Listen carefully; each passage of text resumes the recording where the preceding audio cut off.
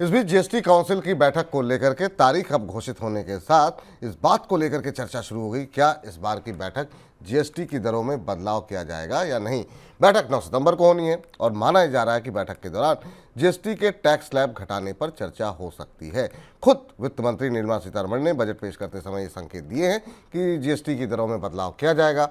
इस बार की बैठक में टैक्स स्लैब घटाने की चर्चा के साथ साथ हेल्थ इंश्योरेंस प्रीमियम पर लगने वाले टैक्स तथा मल्टीनेशनल कंपनियों को उनके विदेशी कारोबार से होने वाली कमाई पर टैक्स को लेकर के भी चर्चा हो सकती है। काफ़ी सारी उम्मीदें हैं जीएसटी को लेकर के। लगातार बजट से पहले भी सोम जी हम लोग मनी सेंटर में बातचीत कर रहे थे, क्या कुछ वो महत्वपूर्ण बदलाव हैं जो कि हो सकते हैं, उसके बाद से आगे का प्रश्न करते हैं। जी देखिए, बात शुरू होती है पार्लियामेंट में। बजट पर जब डिस्कशन चल रहा था, बजट पेश होने के बाद, तब ये बात वित्त मंत्री की ओर से कही गई थी कि जो मंत्रियों का एक समूह बनाया गया है वो अपनी रिपोर्ट सौंपेगा और उसके आधार पर हम जो रेट को रैशनलाइज करने का, तर्कसंगत बनाने की दिशा में हम आगे बढ़ेंगे। बिहार के जो वित्त मंत्री हैं सम्राट चौधरी, उनकी अध्यक्षता में ये कमेटी बनी है, वो अपनी रिपोर्ट सौंपेंगे। इस डिटेल्ड रिपोर्ट को समझने के बाद ही किसी स्थिति पे पहुंचा जाएगा। हाँ, जो प्रोडक्ट हैं, जो बातें हैं, जो जिन पर इस बैठक में 9 सितंबर को होने वाली बैठक में चर्चा हो सकती है, उनमें 2 प्रमुख मुद्दे हैं। पहला मुद्दा एविएशन कंपनियों को जो नोटिस गया अभी हाल में, उन पर चर्चा हो सकती है। और दूसरा और बड़ा मुद्दा जो मल्टीनेशनल कंपनी, जैसा आपने जिक्र किया, मल्टीनेशनल कंपनी को जो टैक्स नोटिस गए हैं उनसे कैसे निपटा जाए, इस पर चर्चा हो सकती है। इसके अलावा आपको याद होगा, अभी सड़क परिवहन मंत्री ने एक चिट्ठी लिखी थी जिसमें कहा गया था कि इंश्योरेंस पर आपको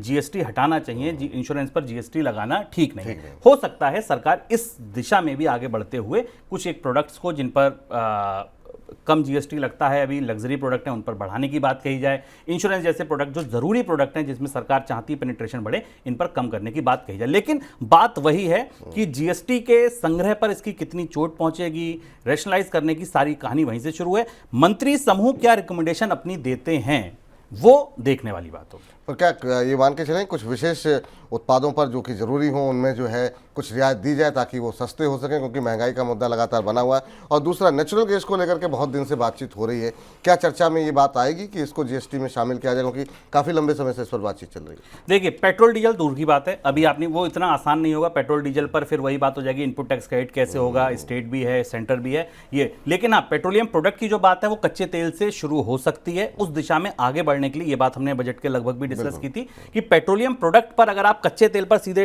अगर जीएसटी पर कोई स्ट्रक्चर ले आते हैं तो नीचे की जो पूरी लाइन है उस पर भी वो रैशनलाइज किया जा सकता है। तो इस दिशा में सरकार आगे बढ़ सकती है। लेकिन पेट्रोल डीजल अभी जीएसटी ये दिल्ली दूर है। दिल्ली दूर है। बीमा पर काफ़ी बातें चल रही हैं, बीमा क्या रियायत मिल सकती है, जैसा कि अभी आपने जिक्र भी किया कि वहाँ पर उनकी सरकार के मंत्री ने इस बात को कहा है कि जीएसटी नहीं लगना चाहिए, तो इस पर कुछ फैसला हो सकता है। बिल्कुल, देखिए सुझाव है ये और बिल्कुल होना चाहिए। मुझे लगता है स्वास्थ्य बीमा जैसी जरूरी चीज, अगर आप ये चाहते हैं कि लोग वाहन का, स्वास्थ्य का बीमा कराएं, तो सिंपल सी बात है, भारी भरकम प्रीमियम के बाद, प्रीमियम बढ़ रहे हैं, प्रीमियम की महंगाई बढ़ रही है, उसके बाद टैक्स का बोझ 18% लगा देना, ये ठीक नहीं है। तो मुझे लगता है कि हाँ, इंश्योरेंस जैसी जरूरी चीज, इंश्योरेंस को भी इसेंशियल माना जाना चाहिए और इंश्योरेंस जैसी जरूरी चीज पर नहीं या बहुत कम टैक्स लगाने की जरूरत है, क्योंकि ये एक ऐसी चीज है जो सरकार को चाहिए कि लोग अपने स्वास्थ्य की रक्षा के लिए स्वास्थ्य बीमा खरीदें।